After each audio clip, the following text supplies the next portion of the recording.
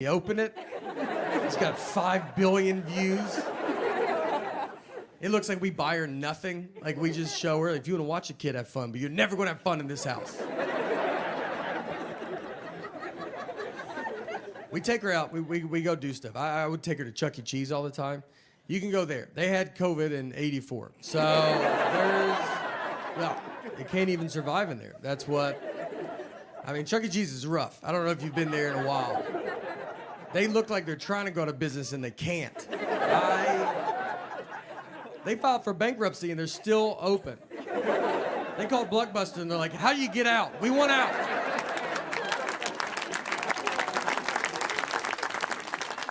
They're updating nothing. That Chucky band is just robotic. I mean, the drummer doesn't even turn on. It just sits like that the whole time. They sell booze to parents now. They just give them buckets of Bud Light. They're drunk in a booth at 9 a.m. And someone drives those kids home. I don't see a bunch of Ubers and Lyfts showing up. There was a Chuck E. Cheese that got caught. If people didn't eat all their pizza, they would just put it back out on the buffet. And that would shut down any normal business. And with Chuck E. Cheese, they have thrived. I mean, when I read the story, I was like, I thought that's what they were doing. I thought we agreed that that's fine. I didn't even know what the article was about. Our daughter still sleeps in our bed, too. And parents don't like that when you say it. They're like, you got to keep them outside. Don't look at them. It's my fault. So we had a kid late in life. We have one kid. And so we're kind of hitting all the sites. And I would be, when I get home, travel a bunch and I get home, I'd want us to all sleep in the bed together. And I've kind of built up a habit now, and it's happening. So it's tough, though, because kids don't know how to sleep. I mean, she makes king bed feel like a twin. I mean, I'm on the edge. When I sleep alone in a hotel, I have to sleep with my head on the nightstand. It's the only way I know how to go to bed. She gets sideways, upside down. If you woke up upside down tomorrow, you would go to the hospital. She's also apparently going through menopause because she's the hottest human being that's ever lived. I mean, I'm freezing at night. She just kicks all the covers off, and you're like, yeah, no, you go ahead. It's your bed. We're lucky to be in it. She's got to get out at some point, you know? I don't know. She'll be 37 years old. Hey, can I get in the bed with you guys? Her kids are upstairs asleep in their bed. Her husband left a while ago. He ain't gonna put up with that.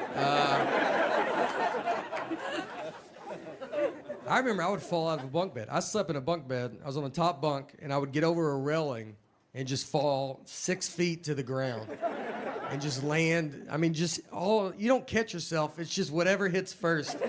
All your body weight just lands on your head. I got a full-blown concussion. I'm crying. My parents are like, just go back to a deep sleep for 7 hours. I've had 3 concussions in my life, and none of them because of sports. Just living life, man, you know? Stuff happens to your head. What are you gonna do? One was in high school. I got pushed into a wall head first, and it took them 3 class periods to figure out I had a concussion. That's how much I was bringing to the table. I mean, 2 teachers didn't even notice. And the third one was like, he wasn't facing forward. And that's when I realized he's one of the better facer forwards I've ever had. So I knew. My biggest concussion was when I was 12 years old. I fell down a cliff. So I grew up in Old Hickory, Tennessee. And we used to climb down this cliff into Old Hickory Lake. And we'd done it a ton of times. And so one day I slip and fall. So my friend that I'm with, he goes and gets my mom. There was a guy fishing in a boat down in the lake, and so he sees me, and he gets me into the boat. And then he takes me over to some stairs, which he had to be like, why didn't he just use these stairs? I mean, they were right next to that cliff. Like, it didn't even make sense. There was 2 guys at the bottom of the steps, and he goes, hey, this kid fell. Can you carry him up? So they carry me up, and my mom's in an ambulance in her pajamas. My dad, who I think everybody knows now is a magician, and he's doing a show in a full tuxedo. So when they get to the hospital, the doctor starts talking to my parents. I mean, my mom looks homeless. My dad's in a tuxedo. It looks like they're divorced and someone's not paying child support. So we have never known who was in the boat or the guys that carried me up those stairs. We've never known who it was. And we always wanted to thank them. I mean, those guys truly saved my life. And we could just never find out who it was. So we've never known. So I tell you that to tell you, last year, my dad he's doing a show. He does these magic shows in prisons. So he's doing a show in a prison. And during the show, one of the inmates just stands up and says, "I know your son," which is probably not the best place as a father to hear that. Just like, "I know your boy." He keeps his mouth shut. He's good people. So my dad, he goes, "Hey," he's like, "All right." He goes, "How do you know my son?" And he was one of the guys that carried me up those stairs that day. I mean, I promise, I was 12 years old, and we've never known who carried me up those stairs. And it was him and his brother. And then his brother saw me on the Tonight Show and was like, "That's that kid that we carried up those stairs that day." So it's pretty crazy. And so since then, I've been actually bringing him out to shows. And I'm going to bring him out tonight. And no, he's not here. He's in prison. But, yeah. Sorry. Yeah. Trust me. Look, he would love to be here. Trust me. I mean, yeah. He'd kill to be here, to be honest. But there's one day I'll get him. I did find out why he was in prison, which was crazy. So it was that same day. They just carried a body down those stairs. And you can imagine the frustration to then be handed another body. And you're like, "Dude, are you serious, right? Like, we just did this, man, you know?" All right, that part I made up. But the rest of it's true. Our daughter is in 3rd grade. And for 1st grade, she started taking the bus. And it was the first time she ever took the bus. So if you know as a parent, you walk them to the bus stop. It's very fun. And so we got her on the bus. She went to school. At the end of the school day, someone from the school called my cell phone. They have my wife's cell phone. They have my cell phone. They called my cell phone. And she said, "Hey, do you know what bus number your daughter's supposed to be on?" And I said, "I'm her dad." As in, are you crazy? Like, I was like, this is how you thought you would get this information, was to call the dad? You saw a mom and dad's cell phone. You go, "I bet the dad knows." I was like, "Do you have parents? Have you ever seen a family before?" You thought, let's call the husband? Unless there's 2 husbands, you should never call a husband a day in your life. I would rather you ask a lady that doesn't know her. I think she could get to the bottom of it quicker than I can. I had to go get her. I go, "All right, I'll come get her. Tell me the name of this school and I'll come get her. Where does she go?"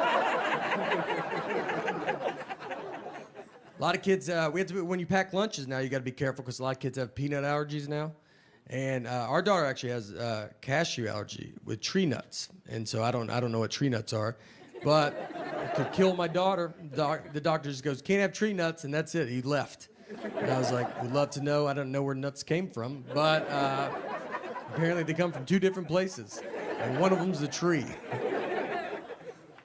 I feel bad. I'm here. Look, I want to defend all these kids with peanut allergies. I don't think they get defended. They get yelled at by adults. We got a lot of adults addicted to peanuts in this country.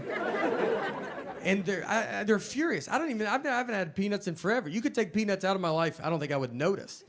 And we just have, adults are yelling at these children like they chose it. Like when they were born, the doctor goes, "Hey, do you want to be a nightmare to everybody?" Every scenario is life and death.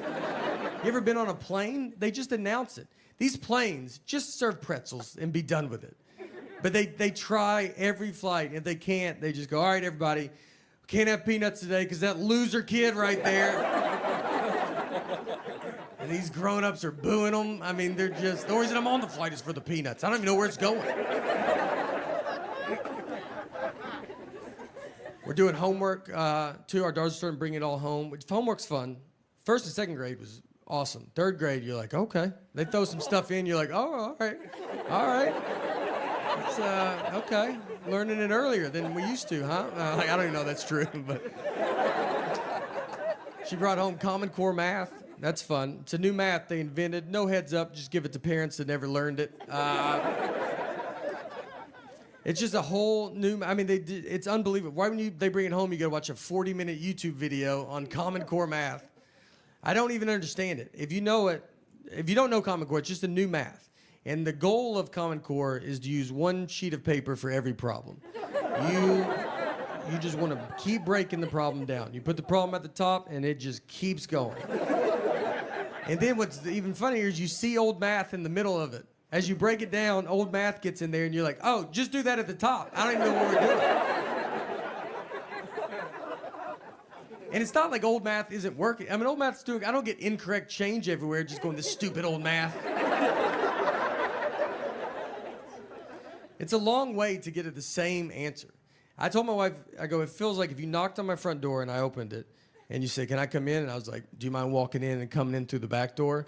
And you'd be like, does the front door not work? I'm like, nah, it works. I use it. A lot of people still use it. But the new way is to go jump the fence and come in the back and meet me at this same spot.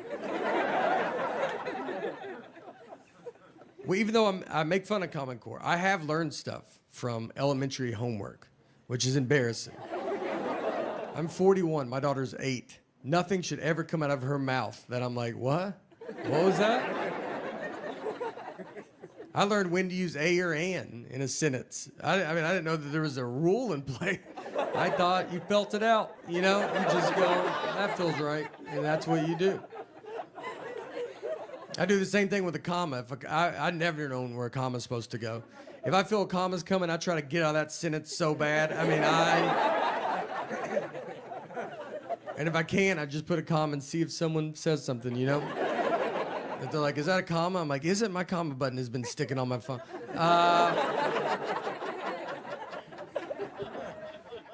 I remember nothing from school. People talk about history to me, and I'm like, I don't know when you guys learned that. I think we skipped all of this. I almost didn't graduate high school. I had an F in science. I was taking a class called science my senior year in high school. I mean, I had an F, and my dad went and talked to the teacher and just said, look, just give him a D. He's not going to do science stuff. And the teacher agreed to it. She was that confident I wouldn't touch the science world. We took ACTs, and I got a 17 on it. And if you don't know ACTs, I mean, 18 is, they're like, that's not good, man, but you made it. 17, they're like, are you enrolled in this school? Like, what are you doing? The only thing I remember is in 7th grade, we had a kid fist fight our PE teacher. That stuck with me. I mean, he was too old to be in 7th grade. He drove to 7th grade. If you're a 7th grade teacher and one of the kids drives, you just know you got to fight that kid one day. Like, I mean, it's just happening. Like, people always talk to me very easy too, or dumb. Like if I talk to a stranger, I can always feel it. And I think it's my eyes. I have big eyes, you know? And so I just get a lot of like, you still with me, man? And I'm just sitting there like, yeah, I mean, I'm listening. He goes, all right, I don't feel like you could have been anywhere, you know? I got a reversible jacket at home, and I have 2 of them because I didn't know it was reversible. Bought them at the same time. Tried them both on separately. Like the black one, thought might as well get the blue one too. Went and laid them up there, and I remember they go, are you sure? I go, yeah, I think I know what I'm doing here, right?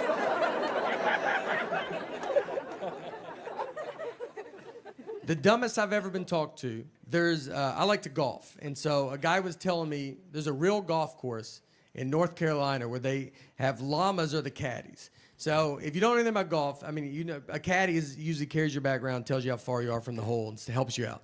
So this course, they have llamas. So you put your golf bag on a llama, and it carries your bag. So he told me that, and then he looks into my big, dumb eyes, and he goes, just so you know, llamas can't talk, though. I mean, that's the question he was trying to get ahead of as he looked into my stupid eyes. Like, he's like, I'm gonna say it so that guy doesn't have to say it. Like, I'm just at the zoo talking to the giraffes, just, hey, where are you guys from, you know? I know where you're from, but where are you from? You know what I mean? I'm gonna let this one go by. I mean, like, you know, the hard part is I see them coming before y'all, and I mean, I just see a blinking light, like, 5 miles away going, that one looks like it's coming. In my head, I'm just like, I think it's, you know. A couple times I've looked and it was just stars. I honestly, I like look up and I'll be like, that one's not moving that quick. feel like one's just sitting on top